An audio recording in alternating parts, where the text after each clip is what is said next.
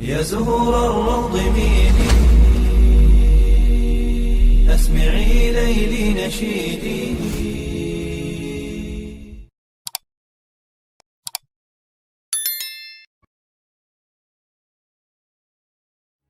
Assalamualaikum warahmatullahi wabarakatuh. Syukur alhamdulillah, dalam kesempatan yang mulia ini kita masih diberikan banyak kenikmatan sehingga kita dapat berjumpa kembali di channel ini.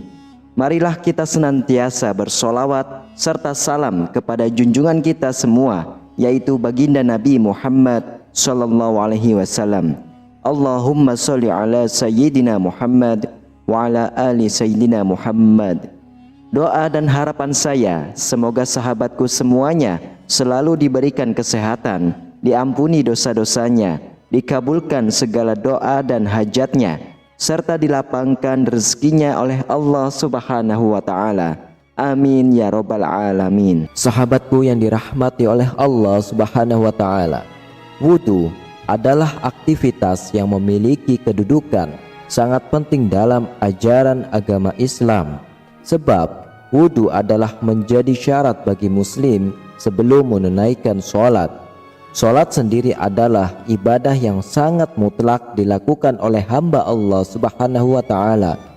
Hal tersebut berarti menjelaskan bahwa wudu yang tidak sah maka secara otomatis akan membatalkan sholat.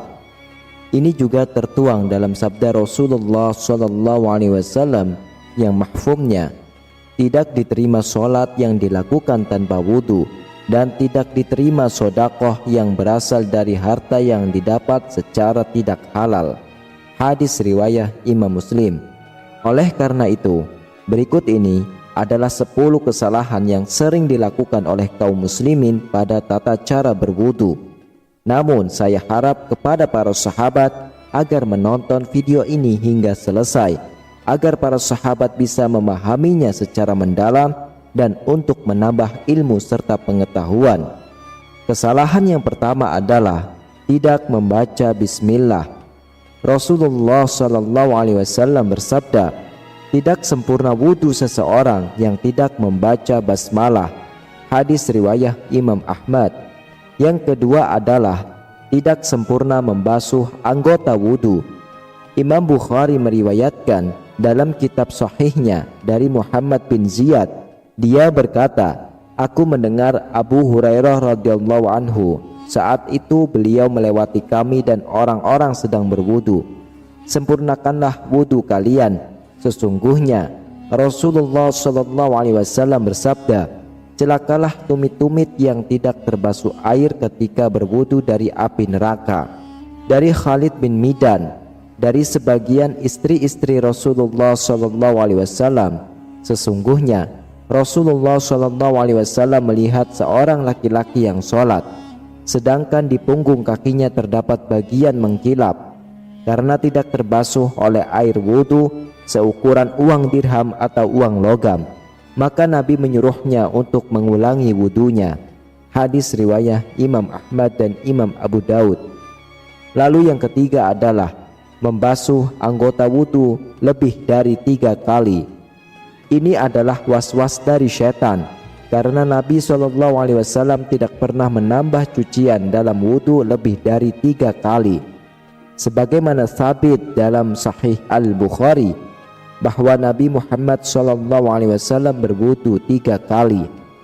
Maka yang wajib atas seorang muslim adalah membuang semua was-was dan keraguan-keraguan yang muncul setelah selesainya wudu, dan jangan dia menambah lebih dari 3 kali cucian untuk menolak was-was yang merupakan salah satu dari tipuan syaitan. Yang keempat yaitu boros dalam menggunakan air. Ini adalah terlarang berdasarkan firman Allah Subhanahu wa Ta'ala. Dan janganlah kalian berlebih-lebihan, sesungguhnya Allah tidak menyukai orang-orang yang berlebih-lebihan. Quran Surah Al-An'am ayat 141 dan Al-A'raf ayat 31. Rasulullah pun bersabda tentang hal ini, janganlah kalian boros dalam menggunakan air. Maka beliau saat berkata, apakah dalam masalah air ada pemborosan? Beliau bersabda, Ya, walaupun kamu berada di sungai yang banyak airnya. Hadis riwayat Imam Ahmad. Yang kelima adalah menyebut nama Allah dalam WC atau masuk ke dalamnya. Dengan membawa sesuatu di dalamnya terdapat zikir kepada Allah. Ini adalah hal yang makruh, maka sepantasnya bagi seorang muslim untuk menjauhinya. Dari Ibnu Umar radhiyallahu anhu, ia berkata, ada seorang lelaki yang berlalu sementara Rasulullah SAW sedang membuang air kecil. Maka orang itu pun mengucapkan salam, tapi Nabi tidak membalas salamnya. Hadis riwayat Imam Muslim. Hal ini karena menjawab salam adalah termasuk zikir. Yang keenam adalah beristinja atau mencuci dubur setelah buang angin. Tidak ada istinja ketika buang angin atau kentut. Istinja hanya pada buang air kecil dan buang air besar. Maka tidak diisyaratkan bagi orang yang kentut untuk beristinja sebelum berwudu, sebagaimana yang dilakukan oleh sebagian orang. Imam Ahmad rahimahullah berkata, tidak terdapat dalam kitab, tidak dalam sunnah Rasulnya adanya istinja dalam kentut, yang ada hanyalah wudu. Yang ketujuh adalah tertidur kemudian tidak mengulang wudu. Sebagian orang tertidur di masjid, kemudian apabila iqamah dikumandangkan, dibangunkan oleh orang di sebelahnya, lalu langsung bangkit sholat tanpa berwudu lagi. Orang yang seperti ini wajib baginya untuk berwudu, karena dia lelap dalam tidurnya. Adapun kalau dia sekedar mengantuk dan tidur ringan sehingga masih mengetahui siapa saja yang ada di sekitarnya, maka tidak wajib baginya untuk berwudu lagi. Yang kedelapan adalah meninggalkan istinsyak dan istinsyar. Istinsyak adalah sunnah dalam wudu, yaitu menghirup air ke dalam rongga hidung sampai ke pangkal hidung. Dan istinsar adalah mengeluarkan kembali air yang telah dimasukkan ke dalam hidung tersebut dengan kuat. Sebagian kaum muslimin ketika berwudu hanya memasukkan jarinya yang basah ke dalam hidung. Dalil tentang istinsyak dan istinsar adalah hadis yang terdapat dalam Sahih Al-Bukhari. Dari Umran, beliau menyifati wudu Utsman radhiyallahu anhu. Kemudian ia memasukkan tangan kanannya di bejana, lalu ia berkumur menghirup air ke hidung dan mengeluarkannya. Dan Nabi SAW bersabda, barang siapa berwudu, hendaklah ia menghirup air ke hidung dan menghembuskannya kembali. Dan barang siapa yang melakukan istijmar atau bersuci dari buang air besar dengan batu, hendaklah melakukannya dengan ganjil atau tidak benar.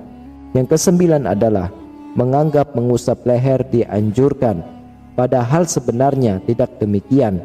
Ia tidak dianjurkan dan tidak termasuk ibadah wudu. Kemudian yang ke-10 adalah berdoa pada saat membasuh anggota wudu.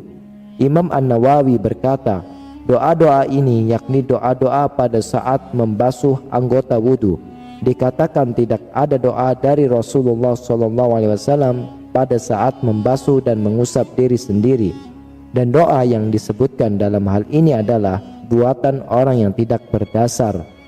Lalu doa yang diketahui secara syar'i adalah basmalah di awal wudu, mengucap 2 kalimat syahadat di akhir wudu, ditambah dengan doa, ya Allah, jadikanlah aku termasuk orang-orang yang bertaubat, dan jadikanlah aku termasuk orang-orang yang bersuci. Wallahu a'lam bishawab.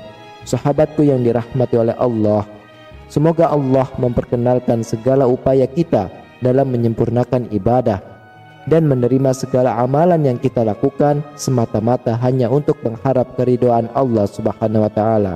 Amin, amin ya rabbal alamin. Demikian, hanya ini yang bisa saya sampaikan. Semoga bermanfaat untuk kita semua. Wassalamualaikum warahmatullahi wabarakatuh.